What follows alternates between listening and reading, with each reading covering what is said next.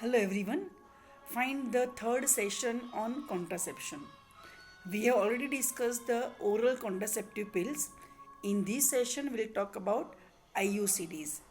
IUCD is intrauterine contraceptive device. It is long acting temporary contraceptive. It can be continued for 5 to 10 years provided the woman is going for the regular medical checkup with the insertion of the IUCD. It is the second most commonly used contraceptive all over the world. Grafenberg of Germany used intrauterine silver ring as contraceptive.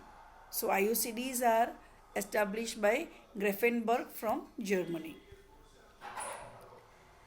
Now, generations of IUCD. There are three generations of IUCD: first, second, and third. First generation is a plastic device, also called lipase loop. Second generation is the copper bearing plastic device, commonly called copper T 200. Third generation IUCD is copper T 380A, multi load 250, 375, and hormone releasing IUCD. Among all these three generations of IUCD, nowadays it is widely used copper T 200. The first generation IUCD lipase loop is not used nowadays, it has discarded, right? Whereas what is commonly used presently is the second generation IUCD, that is copper T 200. The third generation IUCD, especially multi-load or copper T380A, that is the highest strength of the copper. It is used in some special cases. Special cases like more specially when sometimes the woman is highly fertile. So she conceives even with the presence of the copper T, and this repeatedly happens. That means copper T 200 is not strong enough to prevent pregnancy, and that's why to her woman the third generation IUCD is inserted, right? So the commonly used IUCD is second generation IUCD, that is copper T 200. The first generation is not nowadays used, and the third generation IUCD is used only in some special cases. Like hormonal IUCDs are specially indicated in case of the menorrhagia. So when the woman is having menorrhagia, she may be given or advised to use hormonal IUCD. Now, mechanism of action of IUCD. How does it act as contraceptive? It acts predominantly on uterine cavity and do not inhibit ovulation. So copper or the IUCD does not have any action with the ovulation. It mainly acts on the uterine cavity. It causes a non-specific inflammatory response along with biochemical changes in the endometrium. This prevents implantation of blastocyst and also having spermolytic effect. You know what is blastocyst? You must be knowing that blastocyst is one of the developmentary form of the fertilized ovum, and fertilized ovum enters the uterine cavity in the form of the blastocyst.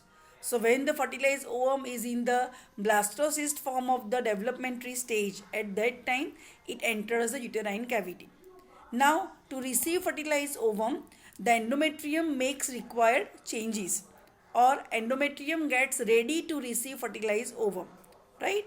So here implantation of placenta cannot occur. Another thing is it also has spermolytic effect, means it kills the sperms, destroys the sperms, so it will prevent pregnancy. There may be increased tubal motility which results in quick migration of the fertilized ovum into uterine cavity before the endometrium be receptive. That I just told you. Endometrium undergoes required changes to receive the fertilized ovum. But here, because fallopian tube motility increases, the fertilized ovum very fast within a very short period or before the expected time enters the uterine cavity. At that time, endometrium is not ready to receive fertilized ovum. So it will also result into termination of the pregnancy, or it will prevent pregnancy. There may be impaired sperm ascent, probably due to local chemical effect affecting the sperm vitality and migration. So, due to some local chemical effect, the sperm cannot ascend into uterine cavity. It cannot reach up to fallopian tube. So, that will prevent pregnancy. Copper is slowly released and endometrium from copper device. So from the copper device, copper is slowly released, and this copper has toxic effect on the sperms. It kills the sperms, so prevent pregnancy. Hormone releasing IUCD makes cervical mucus unfavorable, so prevents its penetration by the sperm. Because cervical mucus becomes unfavorable, the sperms cannot penetrate it, and thereby it prevents pregnancy. At the site of contact with device with leukocytosis, macrophages appear. These phagocytes sperms or phagocytose the sperms, and blastocyst, it is blastocyst. So these macrophages phagocyte the sperms and blastocyst. So it will also prevent pregnancy. This T-shaped device is 36 mm long, 32 mm wide with the inserter barrel. The inserter barrel is present to insert the copper T into uterine cavity, and this contains 120 mg copper wire. Right? The copper T contains usually 120 mg copper wire. Now indications of IUCD. When you will use IUCD. Woman after childbirth who is lactating and has no menorrhagia. So lactating woman can use IUCD, and when she does not have menorrhagia. Women who cannot take OC pills regularly. It is indicated or it is advisable to the women who are not able to take OC pills regularly, because to take OC pills the woman has to remember that she has to take one pill each day. That we have discussed in the previous session, how to take the OC pills. Right? The woman has to take OC pill every day. One pill should be taken every day, and that woman has to remember. But certain women forgets off and on. They cannot take it regularly. So for them IUCD is better. And the woman whose husband does not wish to use condom. Condom is again one very good method of contraception, and it is a male contraceptive device, but when the husband is not ready to use any kind of contraception, then woman has to use it, and for her IUCD is the better option. It is not inserted in nulliparous women in India, because nulliparous women are the women who have not delivered a child. Their muscle tone is good, and that's why copper T is not inserted, IUCD is not inserted to the nulliparous woman. It is always inserted postpartum. Postpartum means to the parous woman who has delivered a child. Only to her you can use IUCD. To the newly married woman who is nulliparous, even who is nulligravida, IUCD cannot be advisable. Sometimes in the exam you are asked, describe the contraceptive preferred to the newly married woman. Right? Describe the contraceptive preferred to the newly married woman. The answer should be oral contraceptive pills. The oral contraceptive pills can be given to postpone first pregnancy and also for the birth spacing, whereas IUCD is the birth spacing contraceptive. It is not used to postpone the first pregnancy in India. So it is not given to the nulliparous women. Right? Condom can be used by anyone, but again you should read the question. If you are asked woman In the question, if it is specified woman, then you cannot use the male condom. That should not be there in your answer. But suppose if you are advised the contraceptive preferred to the newly married couple, then you should write to the woman occipils, to the man, to the husband condom, right? So your priority should be as per the format of the question. But if you are asked, describe the contraceptive advised postpartum. Advise postpartum. So after delivery, you can also advise IUCD. If IUCD is not suitable, you may advise occipils. And if both are not suitable, the husband can use condom. So any of these three can be used postpartum: IUCD, occipils, or condom. But when it is a matter of the priority, postpartum, your first choice should be IUCD. If IUCD is not suitable, the woman can take occipils. And if both are not suitable, the husband can use condom as the alternative method, right? So how you write the answer is important. Otherwise, in the answer you should describe all these three important contraceptive methods, but what sequence you give, that is very very important, right? So in both way the question can be asked. Next, contraindications. When IUCD should not be used: pelvic infection, when the patient is having uterine fibroid, pelvic endometriosis, and pregnancy. When the woman is pregnant, the IUCD cannot be used. Availability. How it is available? Copper T200, that is second generation IUCD, it is available in all urban and rural family welfare clinics in India free of cost. So it is available everywhere at all urban and rural family welfare clinics in India and available free of cost. Private gynecologists are also fitting IUCD at their hospitals after getting free supply from the government. So if the gynecologist get free supply from the government, they also go for free insertion of the IUCD. Now, when to insert it? At what time? I have told you it is inserted postpartum, but when after delivery? It is inserted 6 weeks postpartum. The IUCD should be inserted 6 weeks after the delivery. So the woman who has delivered the first child, that woman, if wants to use any birth spacing contraceptive, she is called at 6 weeks after delivery for the insertion of the copper T. And these should be discussed or decided during pregnancy only. If you have remembered, one of the aims of antenatal care is contraceptive advice. So the couple can be given contraceptive advice, like after the birth, what she would prefer to take as the contraceptive. If she decides to go for using IUCD, the woman is called 6 weeks after delivery for the insertion of the copper T, right? It is also inserted 4th or 5th day of menses. Suppose postpartum woman doesn't come at 6 weeks. She doesn't come at 6 weeks for insertion of the IUCD. Then at any time IUCD cannot be inserted. Because at 6 weeks there are no chances of woman being pregnant again.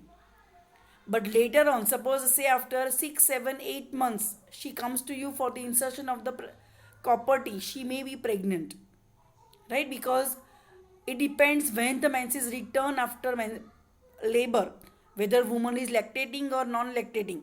In the non-lactating woman, the menses return earlier than in the lactating women, right? So if 6 weeks postpartum IUCD is not inserted, then at any time in between, copper T or the IUCD should not be inserted, right?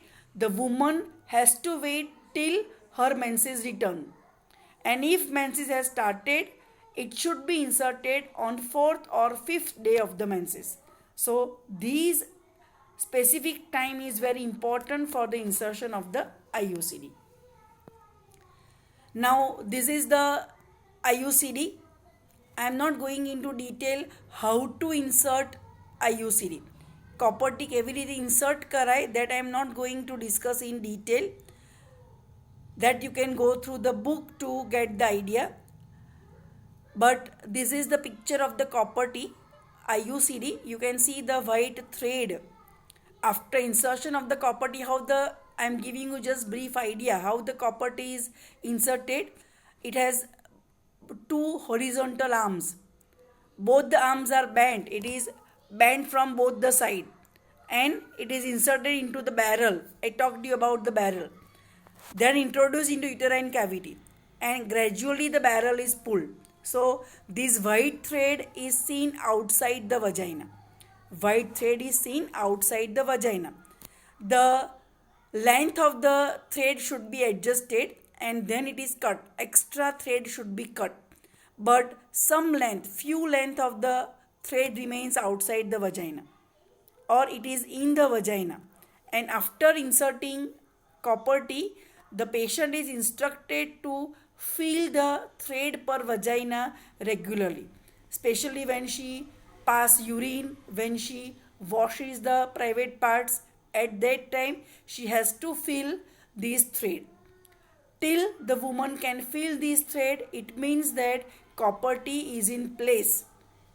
It has not displaced, because there are chances that the copper T gets displaced, right? And whenever copper T gets displaced, the woman can be pregnant if she is sexually active, right? So there are chances of pregnancy after displacement of the copper T.